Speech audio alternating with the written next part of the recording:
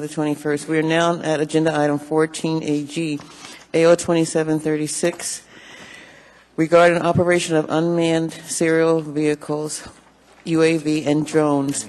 Public hearing is now open. Anyone wish to be heard? I'm going to extend the public hearing. In a minute. Anyone wish to be heard?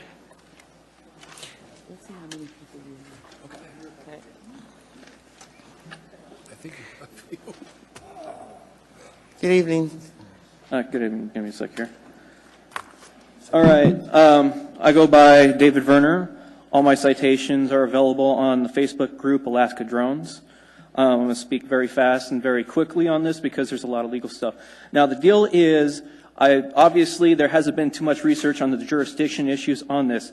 Back in 1926, there was a bill passed by Congress that put all jurisdiction of the skies to one agency. That agency is the, Aeronautic branch of the United States Department of Commerce, which is now known as the FAA, which falls underneath the NTSB. Now, back in 2015, there was a memorandum passed out by the FAA, which specifically quotes, substantial air safety issues are raised when state or local governments attempt to regulate or the operation or flight of aircraft. If one or two municipalities enacted ordinances regulating UAS and navigable airspace, and a significant number of municipalities followed suit, functionalized control of navigable airspace could result in turn, this patchwork of quilt of differing restrictions could severely limit the flexibility of FAA in controlling the airspace and flight patterns and ensuring an efficient air traffic flow on navigable airspace, free of inconsistent state, local restrictions, essential and maintenance of safe and sound air systems. They also cited multiple court cases. Let's see here. Montalvo v. Spirit Airlines back in the, Ninth Circuit, 2007. French versus Pan Am Express back in 1989. That was the First Circuit. See also, what was this one? Arizona v. U.S. And this was 2012. Specifically, where Congress occupies an entire field, even complementary to state regulations impressible, field preemption reflects a regulation in an area, even if it's parallel to federal standards. Morales v. Transworld Airlines back in 92. Now, on top of that, there was back in 1946 a case that's called United States v. Cosby. Specifically, there's this special quote that I really like reading.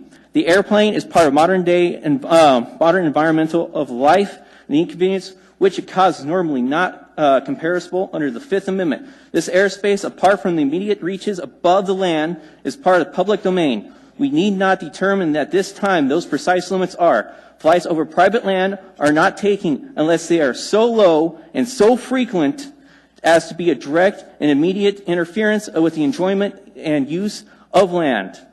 Also, to keep in mind with this one, it actually has a higher limit of 89 feet of a building. And this allows civil, I'll finish this up later. Thank you very much. How many are here to testify on this item? Okay. Mr. Trainee, if you want to make the motion now, I think it's appropriate.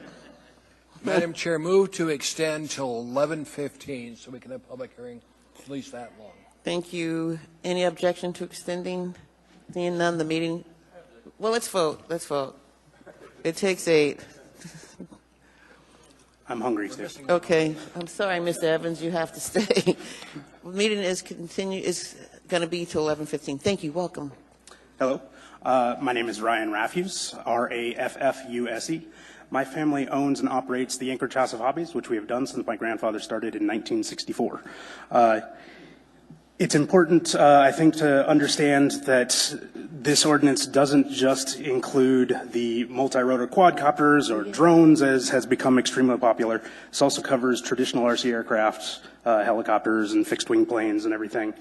I want to point out that, it has been brought up that this will have no economic impact, which RC aircraft got some notes for myself here. RC aircraft accounts for about 25% of our gross sales. Though I cannot estimate how this ordinance would actually affect that particular portion of our business, I'm sure it will have some effect. What I really want to point out here is there is no official flying field in the municipality of Anchorage for our hobbyists. There is parks where they can get permits and go to fly, but there is not a designated spot which they can operate their toys, their models. And I believe it is imperative that before any regulations or limitations or ordinances that affect that or take place, the municipality has an obligation to provide a place for all these hobbyists to operate their hobby, which is done in many, many cities and municipalities all around the country. I believe an area in this town that could handle that would be the Campbell Creek area. So, I don't know, I'm not sure if my notes really are very helpful anymore, but this restriction goes into, affects children of others. I don't know. I'm not very good at this, so. But, Well, you have another minute. yeah? Yeah. I'm getting really hungry too, so I'm going to wrap it up. We really need a place to fly.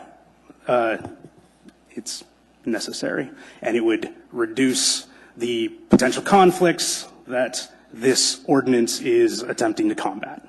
So, thank you. Mr. Croft. Yes, Mr. Croft? my first high school job, my first job at all was at the House of Hobbies way back when, and appreciate it. Awesome. Appreciate it from your grandparents. Yeah. Interest, Mr. Croft? What? It's before my time. No, they didn't fire me. I took it mainly out in games, board games, dorky little board games. So this covers all those motorized. I was trying to. By the FAA's definition, a drone is any unmanned aerial system, and that includes fixed-wing, traditional helicopter, and the quadcopters, or multi-rotorcopters. And I thought I'd heard in reading stuff that it was the standard was 0.55 pounds. It's 55 pounds. Is No. That's so a model that needs to be the way the FAA registration works, if that's what you're getting at. A hobbyist must register with the FAA as a UAS pilot. And in order to operate anything they own that is between half a pound and 55 pounds, they're required to place their pilot number on their aircraft. And are most of the the fixed wing motorized hobby things, are those under half a pound, or are they usually more than that? No, half a pound is pretty lightweight stuff. Park flyers, things that you can fly inside for sure. Our most basic trainer is a 4-foot styrofoam airplane that we can hand to any parent or child, and for the most part, they will successfully operate. And that's over half a pound. It is. It weighs about 1.5 pounds. All right. Thank you. You did much better on the questions. I'm good with the technical side. I'm very good at that. Prepping and public, no. Thank you, Mr. Croft. Mr. Flynn? Mr. Refuse, good to see you again. Yes. Thank you for your time last week, by the way. Yes, thank you. Have you had a chance, Mr. Rada, would you raise your hand for just a moment? Have you had a chance to talk to Mr. Rada about our idea of exploring a space that could be made available to hobbyists? Negative. Okay. So we'll keep working on this and let you have the rest of your evening to yourself without being persecuted by assembly members. But if you would stop and talk to Mr. Rada and introduce yourself, I think that would be fruitful to at least getting that conversation started. That'd be great. It's one of the many interesting side notes that's come up in this debate as we worked on this. So thank you for that. Thank you, Mr. Flynn. Mr. Bosky has a question. I have one more. See, I know something that you don't know. So out in Birchwood, we have RC flyers. So we fly these out in Birchwood, and we have designated areas for it. And Mr. Rada is well aware of where those are. So That is a club field, it is. and that is access to a field as opposed to a designated RC field. well, you can join the club. It's pretty cheap, and is. it is an area that is, I would say, specific for that purpose. It is not a very good area for it. It's not as big as it really needs to be in order to accommodate much. Thank you, but I still think it's a great area. Come on out to Birchwood. It is the only thing in the municipality that is allowed without permits. So in that, yes, See? it's great. Thank you very much. We really need to move on. Sure. Thank you, Mr. Bosky. Good evening. Good evening. What I got? Lance Ahern, ARN. And overall, I really like the amendment that's been proposed. I don't really have a problem with it. That being said, I would prefer less, in this particular case, regulation to this. So I'm going to very briefly touch on 5 things that I've would consider in terms of evaluating this. And a lot of my information is from the National League of Cities prepared a report on cities and drones. So first of all, the whole privacy issue, which this is really directed at, the nuisance aspect and the privacy. That report indicates that the best way to deal with this isn't through nuisance type ordinances, but through platting and zoning actions. That is their recommendation. I think we're all aware that at 51 feet with high definition cameras, there is no privacy anyway. I mean, and it doesn't stop anybody who just wants to drive around town with a high def video camera capturing whatever they want. You know, it pays tribute to the idea of privacy, but privacy just really doesn't factor in here all that much.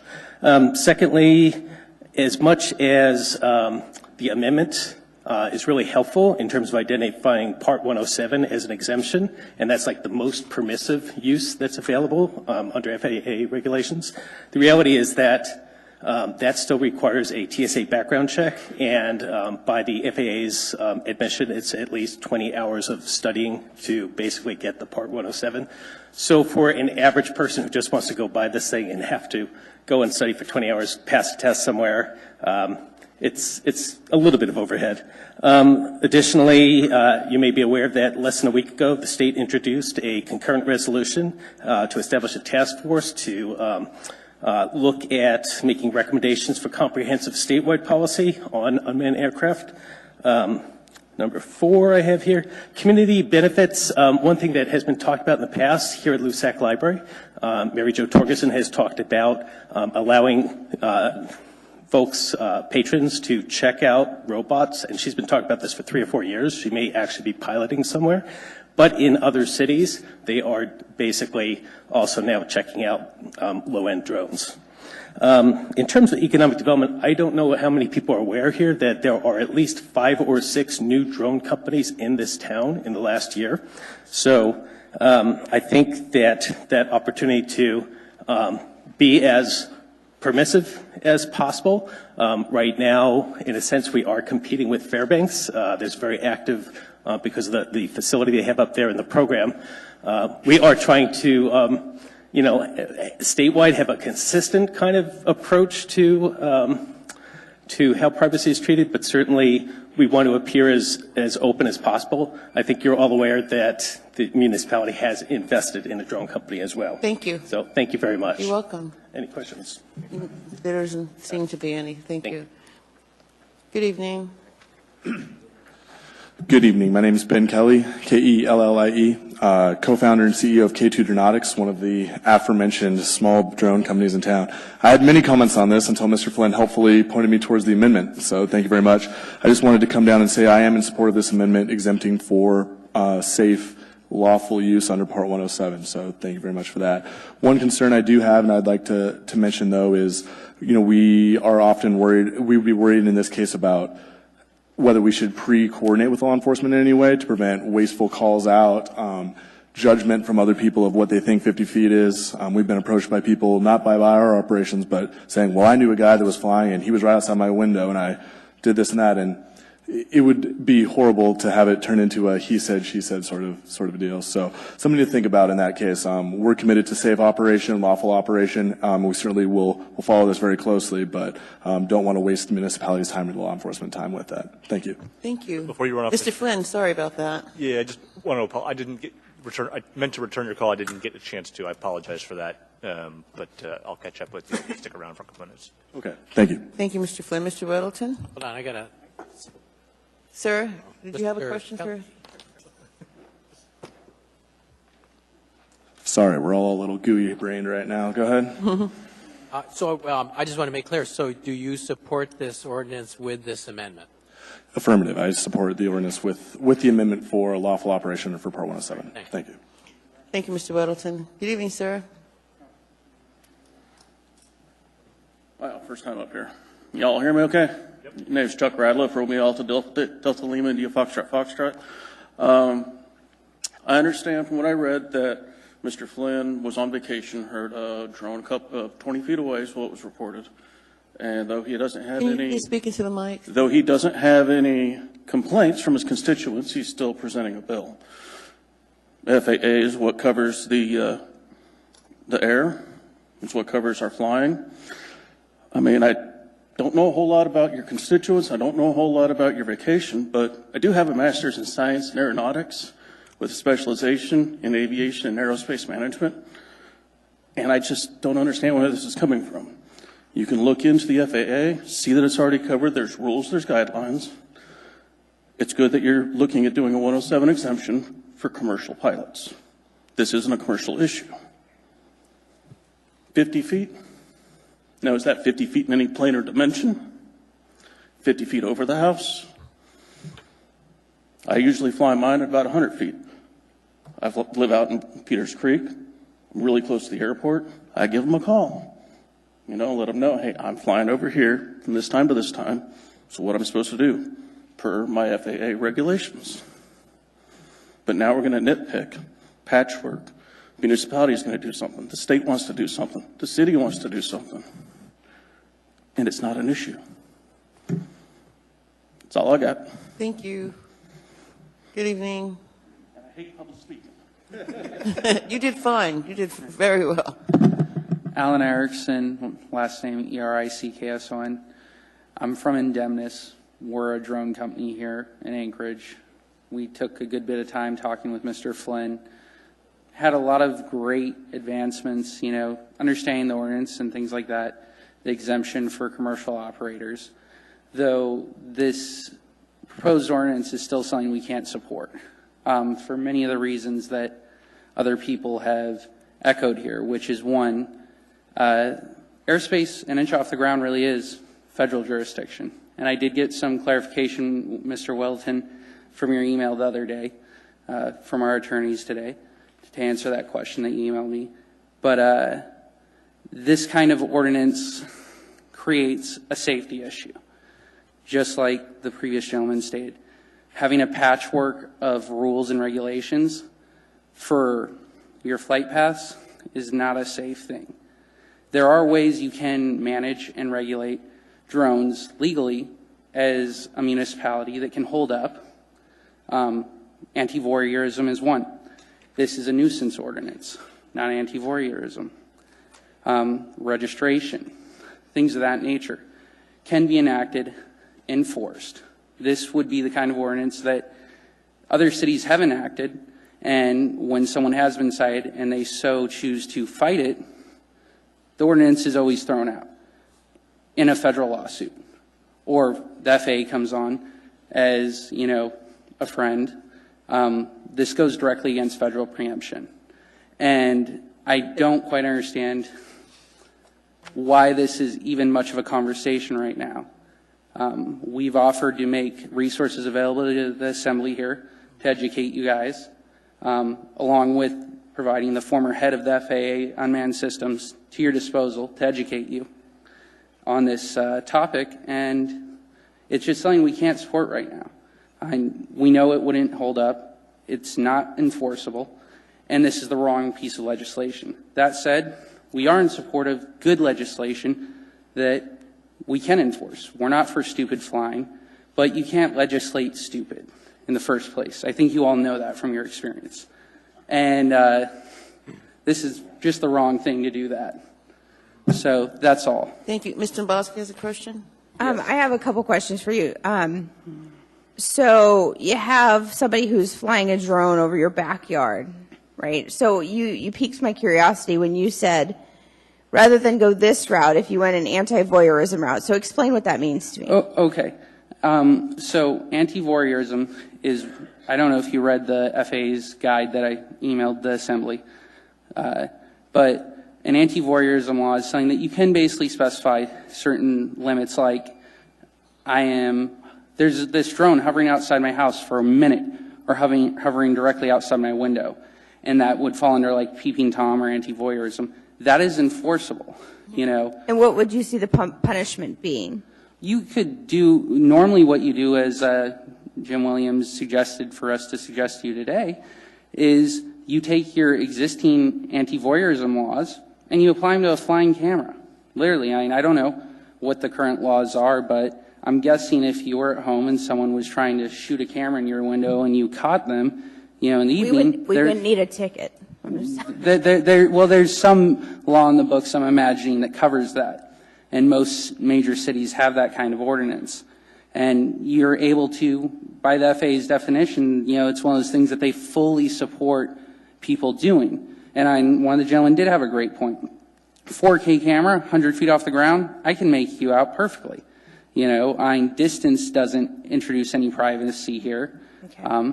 So yeah, you can basically take existing voyeurism laws and add flying camera to it. You make some good points. Thank you. Yep.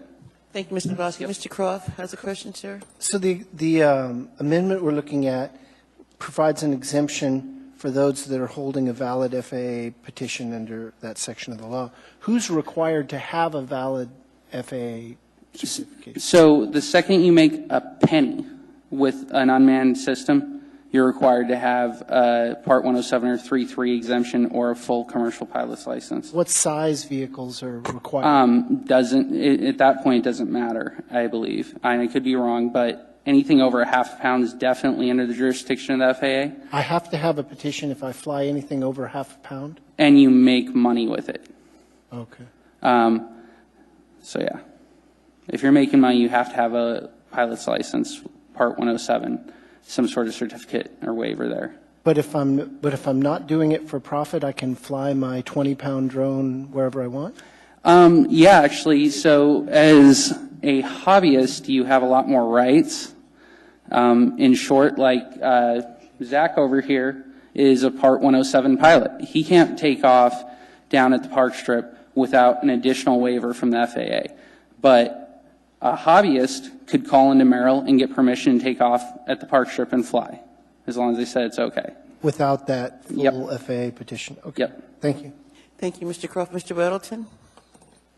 Thanks. So I just have some practical questions. And one, if this says you would keep a 50-foot vertical separation from a house or something, so then you can't come flying in and take a picture inside a window. So that practically helps out there, right? Well, I have a single-story house, so, I mean, 8 feet off the ground and you can see in the window. Maybe if you have to stay 50 feet above, that you have some protection there. So just practically, if you're flying, is it a problem to be, so if you're 50 feet, it's 35-foot house, you're flying at 85 feet, is that a problem? So the problem is that you're creating a different set of rules for the navigable airspace. A pilot comes up from California, let's say on a job, or even a tourist. The rules that they're used to are flying under federal rules because those are the rules that actually apply and hold up. And they get cited by a police officer here or warned. They don't know that those are the rules, and that's part of the problem. And then if you have a smaller drone, honestly, one of the less advanced ones, but that weighs more than half a pound, generally you're flying that anywhere between 10 to 25 feet in the air at most. You know, little tiny guy. You're not flying that 50 feet in the air. At that point, you can't even barely see it. So, for a lot of like Ryan's customers from Anchorage House Hobbies, they may not be buying $1,000 or $5,000 or $10,000, $20,000 drones. They're buying $100, $300 ones. And the racers, all the FPV racers, those guys don't fly that high. You know, they generally fly close to the ground. So there are a lot of aircraft where that kind of mandate can cause a lot of issues. Don't get me wrong, most people that get a drone learn about it pretty quickly because it's an investment and it's not a cheap toy. And it doesn't make a lot of sense to be buzzing through your neighbor's backyards. And the tree line in most of the city is 30 feet in the first place in most neighborhoods. So if you're not in an open space, you're flying above 30 feet to begin with. But It just all comes back to the navigable airspace and how your flight paths cannot be directed by anyone other than the federal government. And that is just very settled, clear case law. I mean, everyone who's ever gone against it has lost. Everyone. Okay. But practically there are drones, these UAVs, that have trouble hitting 85 feet. That have trouble? Going up to 85 feet. Yeah, absolutely. Right. Or they have trouble going up to 50 feet, flying it. All right, thanks. Thank you, Mr. Middleton. Thank you. All right.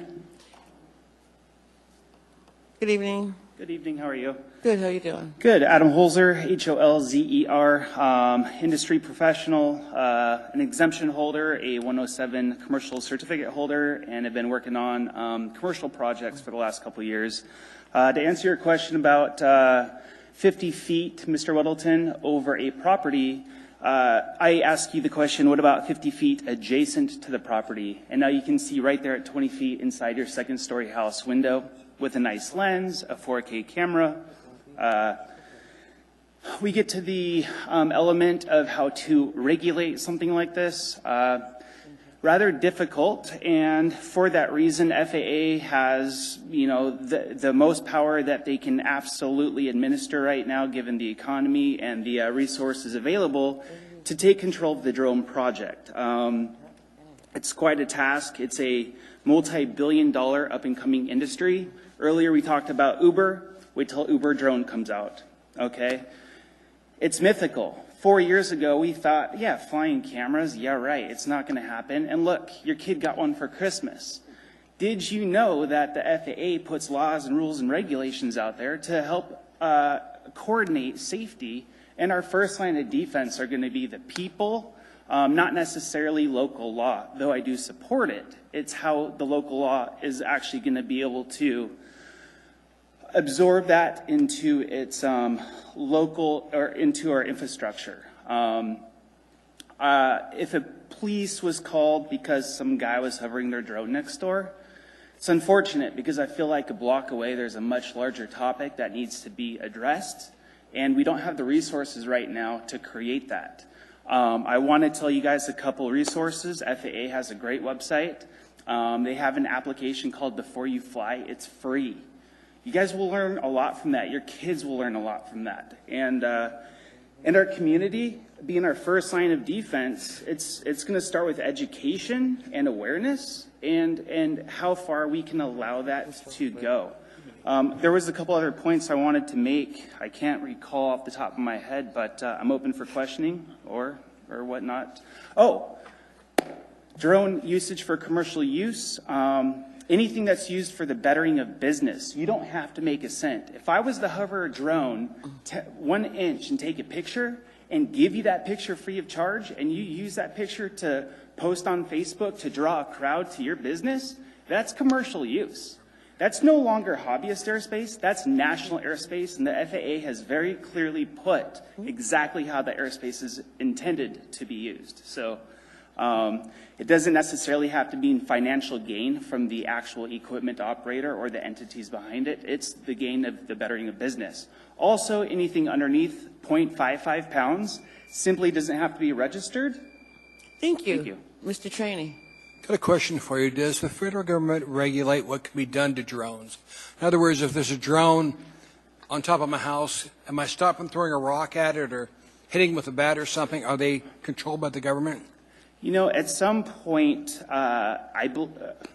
code of ethics, okay? But there's no federal law that says you can't knock it out of the air. Yeah. Okay, I'll get it with them then. Thank you. Thank you, Miss. Thank you, sir. Thank you very much. There are no more questions. Hello? Yeah, thank you. Anyone else wish to be heard? Good evening. Good evening, and thank you all for sticking around for this for us. Amber McDonald, MCDON ALD.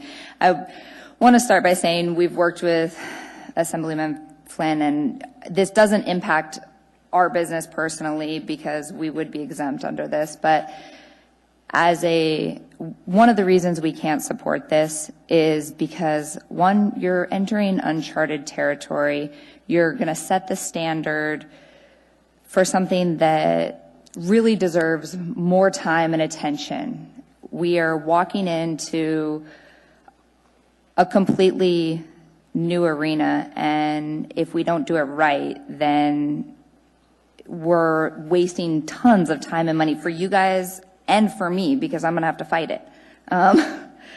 One thing I would add, we talked about anti-voyeurism. Let's look at the other cities. You know, we've offered, our company would be, I know, Mr. Flynn, that you're terming out, but if there's another assembly person that would be willing to work on another bill, we would welcome you to our office. We have the resources to help write an awesome ordinance that will benefit this city. You want to talk about not peeping in other people's windows? I can fly in a park that's not even near your property line and shoot through your window. This is not going to help that. If you want to prevent that, let's write an anti-peeping Tom law. There's other cities that have reckless driving or reckless flying laws. You know, we can look across the nation at the different cases, and we have all of those resources available. So let us sit down. I'm asking the municipality, I'm challenging the municipality to sit down with industry and work on this together so that we can come out with the first bill and be the leaders in Alaska and not just throw something out there because it sounds good. Let's do this together. That's what I'm asking. Thank you. Thank you. Thank you. Anyone else wish to be heard? No, just once. Thank you, but thanks for asking. Good evening. Good evening. My name's Ed Larrivee, L-A-R-R-I-V as in Victory, E-2. Haven't we got bigger fish to fry than this stuff? This ordinance is a public nuisance because it's wasting our time. I mean, all I see now is anti-business again. Hey, why do you think people have curtains in their windows? You know? I mean, it makes sense. If somebody's, I don't know of anybody that would like to look at my window, but hey, those curtains would shut. And also, who's going to enforce this? The cops? Oh, that'll go over big. FCC, there's not enough of them. And you've got planes that are actually pilotless. I was watching that on the news just a couple days ago. How will this affect them? The airspace above us isn't ours. The land might be, but not the airspace. I could care less, and a lot of my friends are the same way. We could care less if somebody's taking a picture of me riding my bicycle. I mean, who cares? You know? This is a waste of time, a waste of money. You know, we got to think before we get these ordinances, because this is a fine example of the muni. My name's Ed Larrivee. That's what I have to say. Have a great evening. Thank you. Thank you. Good evening. Good evening, ma'am. My name's John Phillips, Phillips. I'm a former vet, 10 years in the Army, year and a half experience with unmanned aerial vehicle systems. The problem with this is not only is it going to pose a problem with you guys, but it's also going to infringe on with the DOD because they do have 3 units on pace that do this. You're getting into a lot of really gray terrain here. The fact is that the DOD stateside listens to the FAA on the unair using of drones stateside. I figure if the DOD thinks that the FAA knows what they're talking about for their defense department when they're stateside flying, maybe they know what's going on for the civilian side as well. On top of that, like I said, you got 3 units that routinely fly 50, 100 feet off some of these valleys through Palmer and up Eagle River for training missions. Well, if you have this ordinance, then I can complain to you, and then the department has to come over to you guys, start yelling, why are we getting complaints? And Mr. Flynn's bill now turned into more of a headache for the municipality between the Department of Defense and the local neighborhood.